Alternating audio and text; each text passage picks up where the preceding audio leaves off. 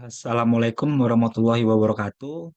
Perkenalkan nama saya Khairul Ramadan dengan NPM 2324370130. Di sini saya akan mempresentasikan jenis-jenis metode yang ada pada data mining. Sebelum masuk ke penjelasan apa sih itu apa apa sih metode yang ada dalam data mining, saya akan menjelaskan dulu penjelasan singkat tentang data mining.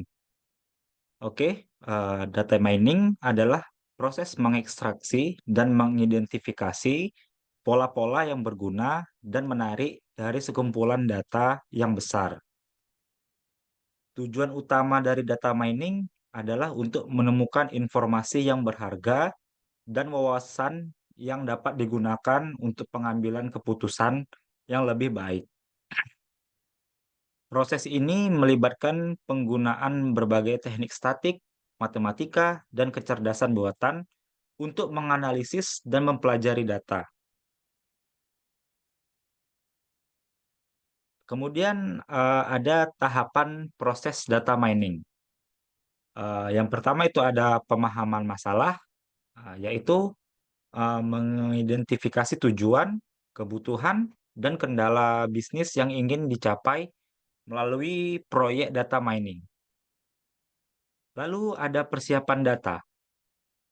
Di sini, persiapan data tugasnya untuk mengumpulkan, membersihkan, dan memformat data yang relevan agar siap untuk dianalisis. Lalu yang ketiga ada pemodelan. Di sini pemodelan ini memilih dan menerapkan teknik data mining yang sesuai untuk mengekstraksi pola dan wawasan dari data. Di sini bisa kita lihat proses dari data mining. Yang pertama itu data data input, lalu dilemparkan ke processing, lalu dilemparkan kembali ke analisis, lalu yang terakhir dilempar ke validasi. Oke, kita lanjut. Di sini ada manfaat dan pengaplikasian data mining. Itu yang pertama, manfaat data mining. Data mining dapat membantu organisasi mengidentifikasi peluang baru, meningkatkan efisiensi operasional, dan membuat keputusan yang lebih baik berdasarkan wawasan yang diperoleh dari data. Kemudian pengaplikasian data mining. Data mining diterapkan dalam berbagai bidang seperti pemasaran, manajemen risiko, deteksi penipuan, rekomendasi produk, dan analisis presentasi penjualan. Kemudian industri yang memanfaatkan data mining ini yaitu industri seperti seperti industri retail, keuangan, kesehatan, telekomunikasi, dan manufaktur. Oke, lalu kita akan lanjut ke pengertian jenis-jenis metode yang ada dalam data mining. Di sini saya mengangkat salah satu metode yaitu clustering. Apa sih itu clustering dalam data mining? Clustering adalah salah satu teknik analisis data yang penting dalam data mining. Ini adalah proses pengelompokan sekumpulan objek atau data ke dalam kelompok-kelompok ataupun cluster yang memiliki kesamaan karakteristik. Tujuan dari clustering adalah untuk mengidentifikasi pola dan struktur dalam data yang kompleks, sehingga dapat membantu dalam pengambilan keputusan dan mendapatkan wawasan yang berharga. Clustering dapat diterapkan dalam berbagai bidang seperti pemasaran, segmentasi pelanggan, analisis tren, dan banyak lagi. Pada bagian selanjutnya, kita akan membahas lebih lanjut tentang definisi, tujuan, dan berbagai metode clustering yang dapat digunakan. Oke, yang pertama itu tadi definisi clustering. Saya ulangi lagi. Clustering adalah proses pengelompokan data ke dalam kelompok-kelompok atau cluster yang memiliki kesamaan karakteristik. Tujuannya adalah untuk memaksimalkan kesamaan antar objek dalam satu klaster dan meminimalkan kesamaan antara klaster yang berbeda. Lalu ada karakteristik klaster. Setiap klaster harus memiliki objek yang serupa atau sama.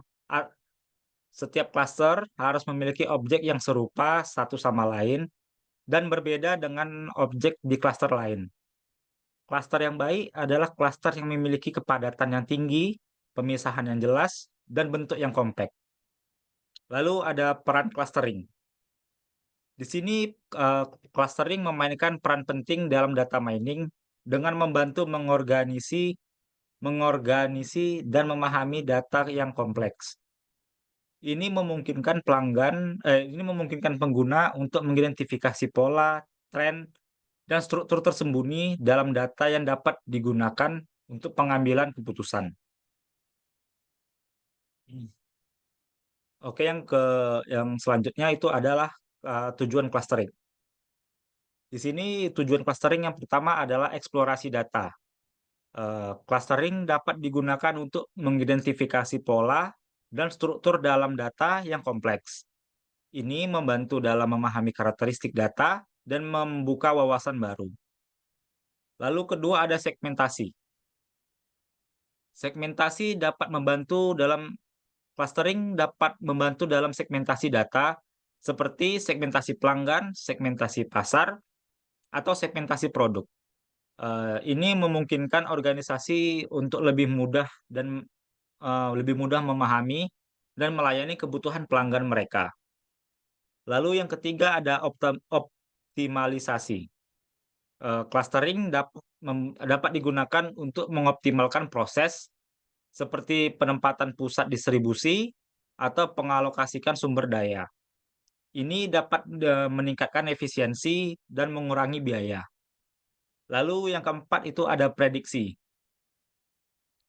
Dengan memahami karakteristik clustering dapat membantu dalam membuat prediksi atau hipotesis tentang perilaku data di masa yang akan datang. Oke, selanjutnya di sini ada metode clustering, metode-metode yang biasa digunakan di clustering. Yang pertama itu ada K-means clustering, yaitu metode yang paling populer dan sederhana. Algoritma ini mengelompokkan data ke dalam key cluster berdasarkan kedekatan jarak dengan sentroid atau pusat cluster. Lalu yang kedua ada hierarchical clustering. Metode ini membangun hierarki cluster dengan menggabungkan atau memecah cluster berdasarkan objek. Hasilnya dapat ditampilkan dalam bentuk dendrogram. Yang ketiga itu ada DBS scan. Algoritma DBS scan mengelompokkan data berdasarkan kepadatan, di mana klaster terbentuk dari area dengan kepadatan data yang tinggi. Lalu yang terakhir itu ada fuzzy C-means. Metode ini memungkinkan objek menjadi anggota dari beberapa klaster dengan derajat keanggotaan yang berbeda-beda. Tidak seperti clustering hard yang membagi objek secara eksklusif.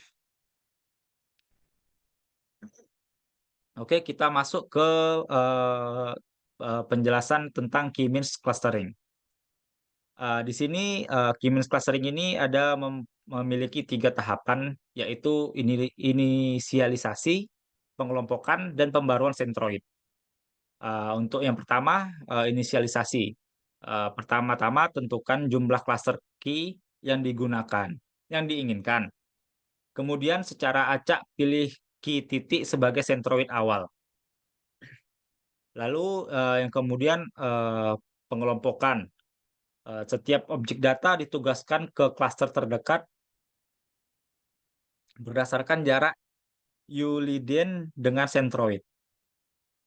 Lalu ketiga ada pembaruan sentroid. Di sini hitung ulang sentroid baru untuk setiap klaster berdasarkan rata objek yang tergabung dalam klaster tersebut. Proses ini diulang hingga convergen atau jumlah iterasi maksimal tercapai. K-means sederhana dan efisien, namun sensitif terhadap nilai awal sentroid dan jumlah klaster.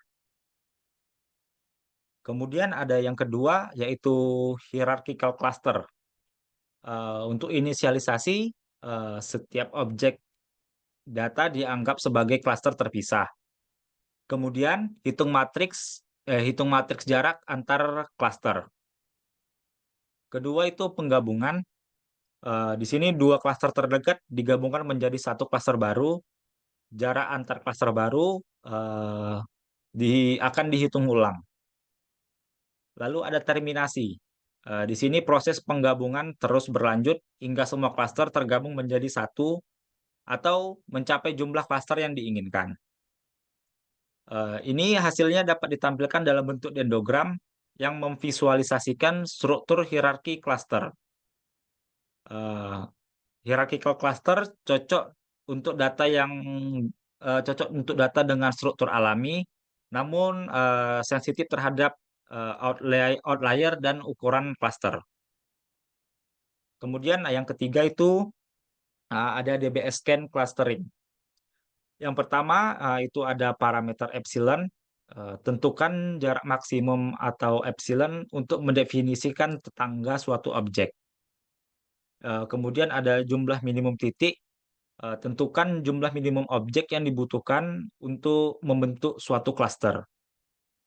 Lalu ada proses proses clustering.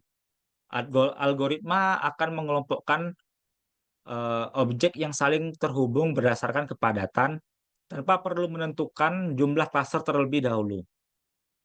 DBS kan merupakan metode clustering yang kuat terhadap noise dan outlier, serta dapat mendeteksi klaster dengan bentuk arbitrary. Arbitrary. Namun penentuan parameter epsilon dan jumlah minimum titik dapat menjadi tantangannya. Oke, lalu kita masuk untuk pengaplikasian clustering dalam dunia nyata. Yang pertama itu ada segmentasi pelanggan. Clustering dapat digunakan untuk mengelompokkan pelanggan berdasarkan karakteristik perilaku atau preferensi. Ini membantu perusahaan dalam mengembangkan strategi pemasaran yang lebih efektif. Lalu yang kedua ada sistem rekomendasi. Clustering dapat diterapkan untuk membuat sistem rekomendasi yang menyarankan produk, konten, atau layanan berdasarkan kesamaan preferensi pengguna. Lalu yang ketiga ada segmentasi citra. Clustering dapat digunakan untuk memecah citra digital menjadi beberapa segmen atau region yang homogen. Ini berguna dalam aplikasi computer vision seperti pengenalan objek dan pemrosesan citra medis. Lalu yang keempat ada deteksi penipuan. Clustering di sini dapat membantu mengidentifikasi pola dan anomali dalam data transaksi sehingga memungkinkan pendeteksian dini dan pendeteksian dini aktivitas penipuan. Kesimpulannya, clustering adalah teknik data mining yang powerful untuk mengeksplorasi dan memahami struktur data yang kompleks. Sehingga metode clustering seperti K-means, hierarchical, dan DBS scan memiliki kelebihan dan kekurangannya masing-masing. Dalam praktiknya, memahami karakteristik data dan tujuan clustering yang jelas sangat penting untuk memilih metode yang paling sesuai. Selain itu, kombinasi beberapa metode clustering juga dapat memberikan hasil yang lebih baik. Clustering memiliki banyak aplikasi nyata, dari segmentasi pelanggan hingga deteksi penipuan, sehingga tetap menjadi salah satu teknik data mining yang sangat berguna. Oke, segitu saja yang dapat saya sampaikan tentang eh, jenis-jenis metode yang ada dalam data mining. Yang saya angkat ini adalah clustering. Mungkin itu saja. Kurang lebihnya saya mohon maaf. Assalamualaikum warahmatullahi wabarakatuh.